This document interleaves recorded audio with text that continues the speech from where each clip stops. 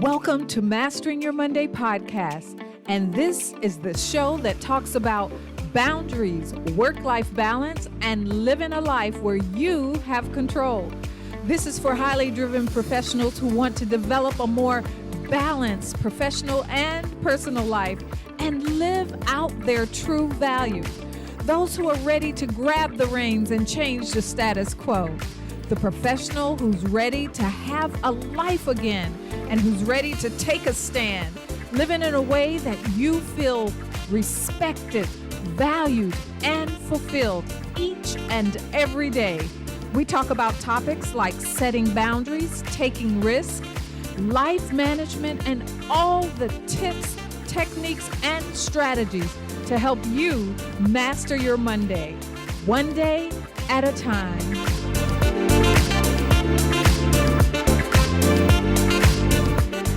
Michelle O'Neill here. Are you in for a treat today?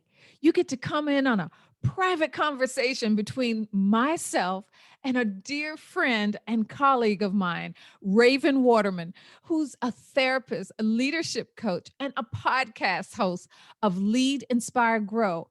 And we spend a little time sharing things that we've encountered with some of our clients and some of the things that we've seen out there on social media just recently. So come on, pull up a chair, ringside that is, and let's talk the real deal today as you ask yourself that all-important question. Do you feel like your light is being dim? Hi. So I'm Raven Waterman, and I'm recording for my podcast, Lead, Inspire, Grow, and going to be doing something a little extra special today. So you want to share who you are? Oh, girl, we are extra special. I'm Michelle O'Neill, and I am excited to be here. I am a coach that help women who are truly passionate about what they do in life, and then they're deeply committed to their families and other responsibilities that they have. And I help them thrive where those two things coexist and where they don't feel torn and pulled apart. So I'm Michelle O'Neill. Right. And do you want to share what is the name of your podcast? My podcast is Mastering Your Monday Podcast. Real easy. Mm-hmm. So Michelle and I thought it would be kind of interesting to record for both of our shows at the same time. And we are accountability partners, friends, both coaches, both very passionate about working with and supporting particularly women on their journeys. And so what we wanted to talk about today is, it came about, I saw a post on Twitter, and somebody made a comment about, when you recognize when somebody has lost their light, and how, and you can see that, right? You can look at the person and see when they've lost their light. And so many people commented how they had that experience for one reason or another in their lives. And I thought it would be it's just such an interesting way to frame it, but something to talk about, because I think in the work that we both do, a lot of times people are coming to us, individually because of the light that they are trying to get to, right? Or they're seeking out, or they feel they've lost. And in my work, so I'm a therapist and also a leadership coach. I see people come either because of mental health struggles or struggles within their career, and they, where they've lost sort of that way. And so that was it. Just struck me. That comment struck me, and I brought it to Michelle, and thought it'd be great for us to talk about. Right, Michelle? Exactly. You can call that light all different things, but one of the ways I've found of really knowing that you have no desire is those, what I call those on the bathroom floor moments. And that's one of those moments that it feels like your light has totally been stolen from you and you've been sapped of any will. That light is your will, and you've actually been, stripped of that will. And sometimes that loss of light is not even wanting to get out of the bed in the morning. And one of the ways of seeing it is through the eyes. They say your eyes are the windows of your soul. And there becomes almost a dimness, a deadness in your eyes. You've ever looked at anyone like that, where it just looked like all the life is sapped out of them? And one of the things I found, especially with the women that I work with, one of the things that gives us so much light is that passion, that cause for doing things that we really feel strongly about. And when the ability, especially when you're trying to deal with home and your kids and your husband, or you have another job and you're doing that, but you're so pulled, drawn, and called to do something else, to do this thing that you're passionate about. And when you can't do both, or when you can't take care of both, or when that thing that you're passionate about is stripped from you, you do lose your life. Mhm. You know, I call it a matter of being whole. And you can't be whole, you can't be full when the two things that mean the most about, to you, that are most important to you, you can't do them. And we need it. We're multi-dimensional. We're not one-sided or the other. It takes a lot of facets that make us feel whole. And so we need all of this to Yeah. maintain our life. Yeah, absolutely. I know in particular with leaders that I've worked with, it's often a sense of being lost. They're showing up every day for their job, but it just doesn't have the same impact. They don't feel like they really know what their purpose is, besides dotting I's and crossing T's. They've sort of gotten to a point where everything feels rote or feels routine, but it doesn't feel inspiring anymore. They don't have a sense of really being in the driver's seat of their own careers. So when I see it in particular in that respect, you're functioning. You may be functioning well, right? You may actually. Exactly. Yeah. I'm still showing up, but something is missing almost internally. You don't feel connected. You don't feel grounded. You don't feel like you're in the driver's seat and know where it is that you are going.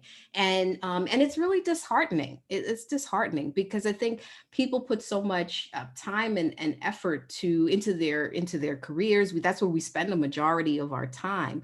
So to be doing work 7, 8, 9 hours a day and feeling like just disconnected from it, it's really not a great place to be. And I think what often happens is it kind of diminishes the level of impact that a person can really have, or the sense of, my career is more than just the paycheck. My career, because let's be honest, right? We do want to earn a paycheck, Oh, but absolutely. for most people are going into a career or a career path with some desire to fulfill something, right? To have an Hmm. Hmm. impact. And so when you feel like that is lost, I mean, it's really difficult to kind of keep showing up as the best that you can, right? Well, you said something perfect, and I always say, our passions, our callings, they're our purpose. They're what helps us get up in the morning. But for most of us, it's that purpose. Those that are mothers, it's also that aspect of being a mom. It's also the aspect of being a wife. That is as important to us, as fulfilling our passion. But the thing is, we have this guilt, and I really believe that losing that light, that diminishing of light and energy, is that guilt for those feelings that we have underneath the surface, that guilt because we do want to do this, maybe even more than we want to be home right now, because it is what gives us life, it is what brightens us up and feels like we have a purpose. And so, feeling guilty even for your clients when they're at work, you feel guilty that you're there and you really don't care about your job, but you're still getting that paycheck, and a lot of us carry the guilt on that, or you're there, and you're doing the work, but not to the ability that you could give, not to the excellence that is within you. And that's because you have no life and no drive to go on. Yeah. You know what, as you were talking, one thing I thought about, because this past year, I mean, March for most people makes it a year, right? That we've been dealing with the pandemic, and people going from maybe working out of the home, working in an office, to now working at home. I know in the beginning, a lot of people were so excited because this was going to be the opportunity. Oh, I'm gonna work from home. And before that, it was always, if I just had more time, I would do all of these things. And then I think people actually got into the experience of being home more, maybe managing multiple things in their life, being more isolated and more cut off. And I actually think that in this year, there's sort of this interesting dynamic of people who started out feeling like, oh, this is going to be my year to do great things. And then what it really became about was, this is just a year I'm trying to survive, right? This is just a year I'm trying to get through. And with that, I think comes a little bit of a dimming of the light, right? Because you thought that if you just had time, like time was all you needed, and and that would be that. But in reality, it's more than just time, right? That you need in order to get on the path that you want to get on, or more than time that's going to help you to actually get that light back and succeed and be successful in whatever way you're trying to be successful. Exactly. And I was thinking, we're thinking as we're listening to each other too. But one of the things that stuck out to me is one of the, time. We're thinking time between hours of a day, or a certain, amount of period that we have to do something. But, I really, I'm a wordsmith and I love looking things up. And I looked up time, and time is just a particular moment in time. I mean, a particular moment in space. And so with that said, we can't change time. What we can choose what we want to do within those moments. So it's important, and I'm the boundary queen. Mm-hmm. So it's important that we make the right priorities and the right choices to spend that moment, that space and that moment on. And so I think that knowing those things will actually give us a better sense of purpose and that light. But you also made me think of the fact that I think there are two people that came out of this pandemic, two classes of people, dynamics of people. There are those that went in thinking that this is great, I love this, I'm gonna be home, and realize that connection and having that ability to be around people and interact with people is so important to their psyche, to their light, to how they thrive in society, that they need people. And I would almost guess to say it may be more of those who are on the extrovert side of things, but I'm not going to classify it like that. Mm-hmm. But then there's the other group who actually love being home and not having to have all that interaction, because for them, that interaction with people is dims their light. It sucks the energy out of them, and it's hard for them. So I really think those two dynamics came out of this this pandemic, and the ones who are dealing with the fallout from this the most, and the dimming of the light, I think are more of those, that group one, who need that social interaction and that interaction with society. Mm-hmm. Those connections. Yeah. Mm-hmm. Yeah. It's interesting because I am probably more on the, we're not using classifications, right? I might be a little more on the introvert side. Yes, me too. Yeah. But you know what, I will say, meaningful, and what I mean meaningful, I think also recognizing that connections are really, really important, and necessary. And what I have found is, I find that when you are connecting in a way that feels purposeful to what it is that you are trying to do, it feels different. And so I'll give you an example. Through this whole journey, even with starting the podcast, it's been wonderful to already have built connections with other women who are in the entrepreneurial space, right? And I've been able to tap into those connections and say, hey, would you want to come and be on the show, right? And that's, so for me, that hasn't felt anything but exciting. It's like I'm looking forward to this conversation, and then sharing this conversation out with other people. So I guess I say that to say you can be introverted, but you can still create very meaningful connections, purposeful connections. And I do think that this year has really, really at least reinforced the importance and the value of doing that, right? So let me pose a question to you, because thinking during this whole conversation and what we're saying, and then for what I'm about to say, is it light, or is light hand in hand with energy? Mm-hmm. And the reason that I said that is because, okay, I'm too like you. I'm on the introvert spectrum of things, and I kind of like this because I get to spend the time on the things that do light me up, because I create the space to do those things. Mm-hmm. But also, there are more Zooms and more meetings and more groups and Clubhouse and all these other things that, people are trying to make sure you can have that opportunity to connect and also interact with other people. Mm-hmm. For me, I've had to shut a lot of that down. And that goes back to my boundaries and my priorities. So if I want to live in that space that lights me up and gives me energy, I have to be very mindful of what else I allow in. Yeah. Yeah. No, I think that's very true.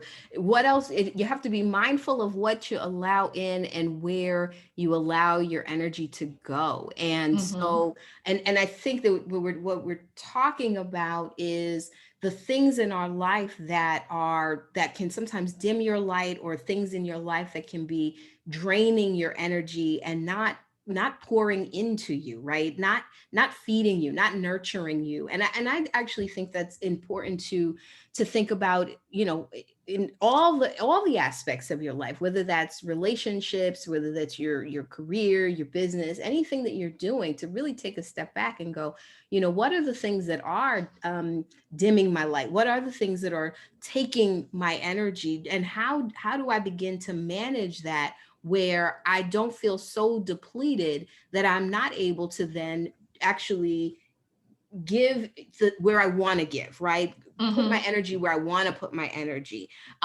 where I am just so focused on checking off boxes, but I don't feel fed. I don't feel invigorated by anything that I'm doing. That's definitely going to lead to a dimming of the light, or feeling like I've got no energy left, right? I'm just depleted. So, yeah. And it's funny, I have a client that just this week we were talking, and the first thing I say is we have to ask ourselves, and this is the hardest question to ask, is what do you want? What do you really want? And to be honest, most of us can't answer that because we're so busy being, doing, and surviving, that we've never taken the time to sit down and just ask, what do I want? Or what does that look like? And one of the things she said to me this week was, she says, I want to do things that light me up, that I feel self-care about. She says, someone asked me, what do you want to do? I couldn't even tell them what I want. I don't know what I like doing. I don't know anymore. I'm always taking care of the family. She's taking care of her family. She's taking care of 2 elderly parents. She's in all these organizations, the sorority, the voting, the this. She has a husband. She has her own business. So she doesn't even have time to think, and she really loves all of it. And she doesn't want to give anything up. But it's been to the detriment of her knowing what she even likes. Yeah. I think that's very important. Taking that time and not looking at it as a one-time exercise, but it's something that you almost need to do routinely, right? where you are taking a step back and kind of tapping into yourself and looking at, this is everything that I've got going on, but again, what feels right? What is it? What are the things that I'm doing because I really want to do them and they feel right and feel important to me?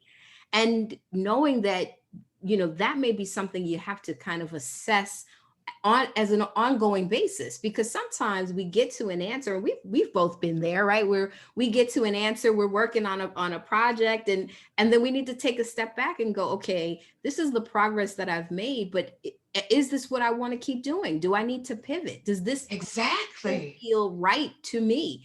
And there isn't anything wrong with that. It's hard to do, but there isn't anything wrong with doing it, right? And I would almost, gauge to say, I think we do that almost on a weekly or at least a bi-weekly, on a schedule, because we are always checking in with each other. It's like, what are you doing?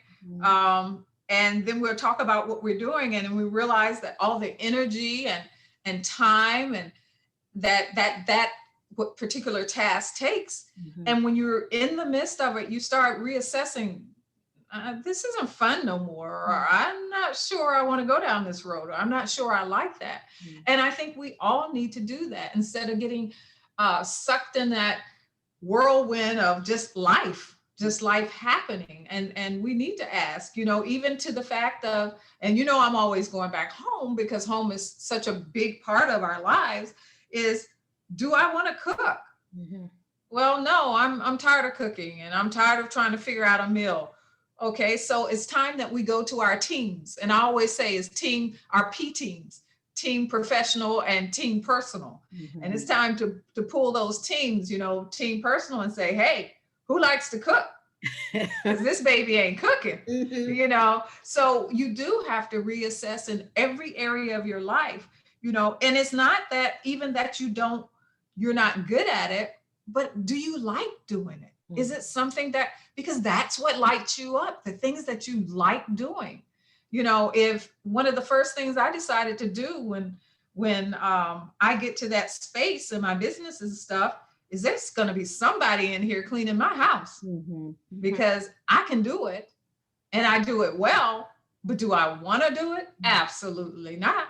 It just doesn't light me up. So we have to start making those choices in our workplace, in our relationships. Even ask yourself, there is, if there's something you're doing in your relationship that you're just doing it because you have to, but start reassessing that. Now, am I doing it because I'm committed to this relationship and this is a compromise and this is something that we're both giving each other? Or am I doing this and totally hate it? So ask yourself. And a good example, I'm gonna go in that, is with me and my husband. I'm not a moviegoer. He loves movies, but I try to put in once a week on the overall that we watch a movie together. So he compromises, I compromise and watch the movie. He compromises and watch the types of movies that I'm willing to watch. So, there's always a give and take, especially for those covenant relationships, but we have to look at all of that. Right. And I think, well, I'll just say this, it's also, learning how to let go without the guilt, because, there are times where we will assess for ourselves, like, okay, this isn't serving me anymore, right? This whatever this situation is may not be serving me anymore, or, holding on to everything, feeling like I've got to do it all. And then actually getting to a place of saying, I'm going to need to start letting some things go, either by calling in, like you said, people on the team, calling people off the bench to say, what can you take over here? Bringing somebody in for that, that support or to delegate to, maybe just saying, no, I'm actually not going to be able to show up for that particular thing or event, or, learning how to first do that, but then not with the guilt, let the guilt go. Because I think, and you said this earlier, guilt is one of the things that will just keep us sitting someplace, or all the shoulds, I should be doing this, I should be doing that. It will just keep you in a place of just being so unhappy and miserable doing all the things because, you think you should, but none of them are really the things that feel right or feel good to you. Guilt will hold us hostage, let me tell you. And by the way, I love the way you were talking about getting them off the bench. I say we play tag team. I'm tag, you're it. Right. Get in here. It's your turn. But the other thing is, with that, those that are in our sphere of influence, those that are in our front row, it's important to get their buy-in. Because I think one of the important factors of helping us keep our light is the support of our front row.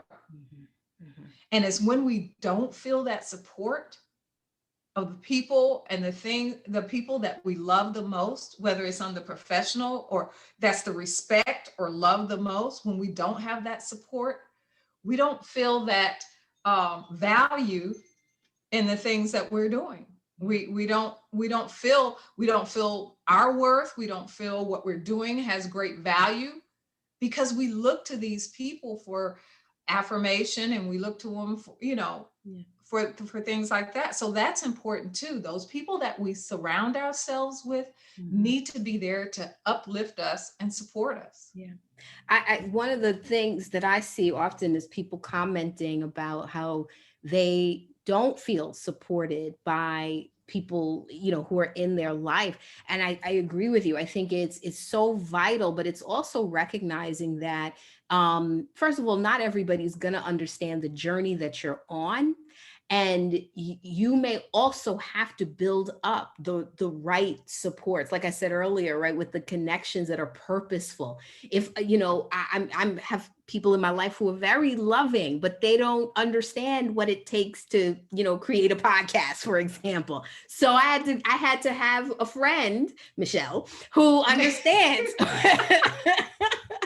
what it takes to create a podcast. And so when I needed support or a suggestion, or, I can go to somebody who actually has a skill set that complements what I need support in. I think that's the other piece. I think, yes, looking at the people in your life and those who can support you, allowing them to do so, feeling like, and you should feel like you can ask for some level of support, but understanding that sometimes people don't have the skill to support you in a way that really may be what you need. And you may have to go and build those connections and find those supports and invest to get the support that you need in other ways, right? You don't want to let that lack of support hold you back. But you said it perfectly when you said, get that level of support. So that's team P. The other P, professional. So you do have your front row for your professional side, those that you value their intake, your mentors, your business buddies, your friends, the people that understand that aspect of what you're doing on that aspect of your life. And so the conversations there absolutely light you up because you're talking about something you're passionate about and something that you love doing. But then on the other side, team personal, and a perfect example is my husband. He doesn't understand everything I'm doing, but I do share with him. And I said, I just like last night, I went in there, I says, hey, I got all my posts ready for the week. I got the podcast done. I got this done. I got this done. And he says, that's good. That's great. So it wasn't that he felt the excitement, but he was happy that I was able to get the things accomplished that I wanted to get accomplished, because I had talked to him earlier about that day and says, man, I said, honey, I got all this to do. I got this to do and this. I don't know how I'm going to do it. So when I went to him that night and shared with him how much I got done, he at least on that level could cheer me on and support me. So it's understanding who to talk to when you need, what level of support you need. Yeah, absolutely.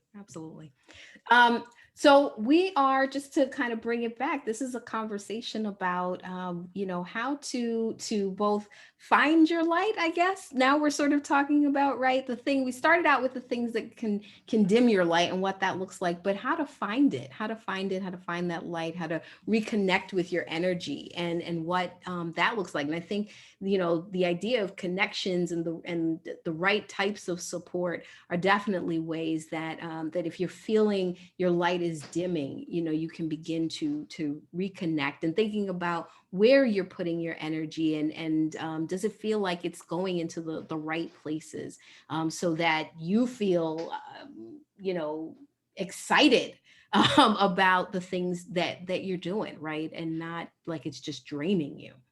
But I also think that question, it always boils back, when you're ready to find your light, you can't find what you don't know you're looking for. Mm. So the first question we have to ask is, what do I want? And if you don't know the answer to that question, I think you need to spend some time alone Mhm. and really look at, and one of the things I found, and I'm sure you know this, it's easier for us to decide what we don't like. So sit there and write down what you don't like. Mhm. I mean, at least, and as you start writing what you don't like, start looking at the opposite of what you don't like, and you start seeing the things that you do like. Mhm. And as you start writing the things that you do like, you start smiling that smile, and you start seeing what makes you feel good. What's starting to just start that little ember going. Yeah. What's starting that little flame. Yeah. That, as you were saying that, it's sort of like, this always happens to me where my husband will say, well, what do you want for dinner? And it's always easier to say, I don't want this, I don't want this, I don't want this, I don't want that. But it's always difficult to say, what I would like to have is, right. So Mhm. yeah, I think that's absolutely right. That self-reflection piece, and giving yourself time to do that. And I think that sometimes, people can assume you need hours upon hours, but really start small, 5 to 10 minutes, once a week, twice a week, and build up from there, of just giving yourself some time to reflect, to ask yourself that very important question of, what do I want? And starting there can be, it doesn't have to be a whole hour, because I hear so many people, oh, I don't have the time, I don't have the time, I don't have the time. You can find 5 to 10 minutes, you can find it somewhere, and that's just to start. But Right. I'm gonna make it even easier. I've got the cure all to never having time. I'm gonna Oh, give you two. okay. I'm gonna give you two places to do it: Hmm. in the shower I knew you were or gonna. in the car. Yes. Hmm. In the shower Yeah. or in the car. Hmm. Because think about all the times all these great ideas and these great things come to you, and it's always when you're in the shower Hmm. and you can't write it down, Hmm. or you're in the car and you're driving and you can't write it down. Hmm. That's where your handy little phone recorder comes in Yeah. handy. Yep. Sure. But at least those thoughts will be ruminating in your mind. Hmm. Hmm. So that's a great place to start. And in the shower, you got 20 minutes. It usually takes us about 15 or 20 minutes in the shower. You got 20 minutes. Hmm. And in the car, however long your commute is. Yeah. But the thing is to just start. It's to start somewhere, and to not feel guilty for taking a few minutes for yourself, wherever you can find it. I think that as long as you continue to say, I can't do it, I can't find it anywhere, you never will, right? The moment you say, well, I can find 5 to 10 minutes, right? I can take these 20 minutes while I'm in the shower, and just relax and kind of think about what it is that I want and what's important to me.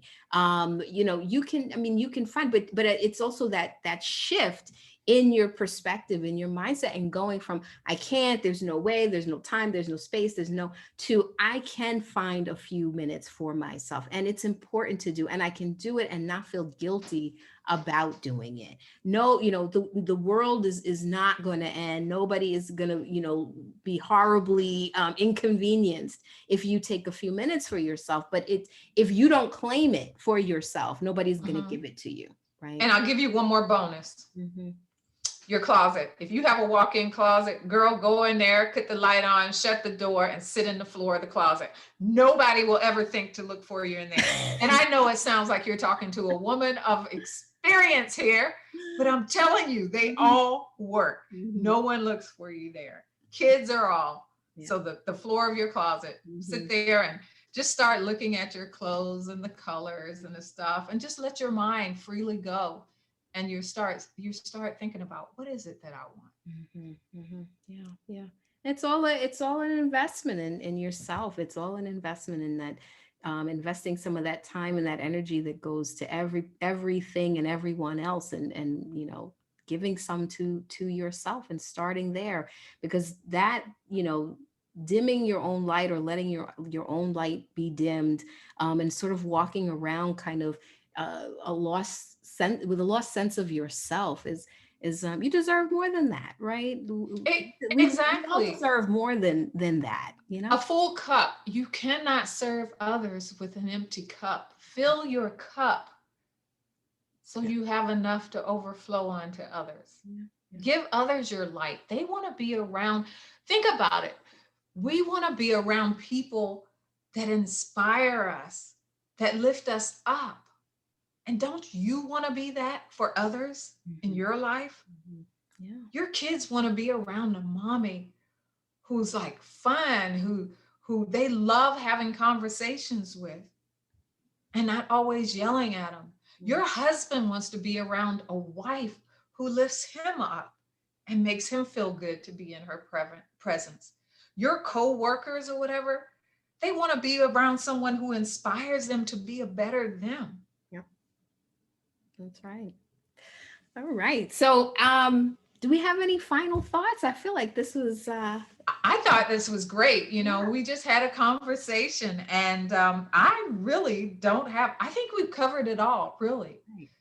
We know that dimming your light actually affects your energy. Yeah, and they walk hand in hand. And then your not having light affects everyone around you. All right.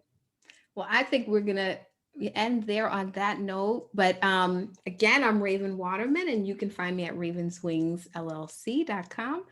And Michelle? And I am Michelle O'Neill, and you can find me at masteringyourmonday.com. Okay, so wasn't that fun? And I'm sure you picked up some great tips along the way. I'm so glad you were able to hang out with us today for our ringside chat. You are amazing. And I hope you enjoyed this episode, episode 12, because you are a shining star. If you haven't done so already, be sure and hit subscribe or follow so you won't miss a single episode. And go ahead, hop on over to Raven's podcast, Lead, Inspire, Grow, and subscribe and follow there also. One more thing I'd like you to do, and that's visit masteringyourmonday.com/pathway. And that's where you'll find a special treat that I have. I'm inviting you to join me on a special challenge, Reclaiming Your Time, that we have coming up on April 19th. Until next time, you are here with Michelle on Mastering Your Monday podcast. Take care. I want to thank you for listening to the Mastering Your Monday podcast. I hope you learned at least one tip or technique you can walk away with and implement today. Don't forget to subscribe, rate, and review the show, and let us know how much you enjoyed it and what you learned from this episode. We honor your time and your commitment to Mastering Your Monday podcast. And as always, we want to remind you, you are cherished, respected, valued, and in control. See you on the next episode.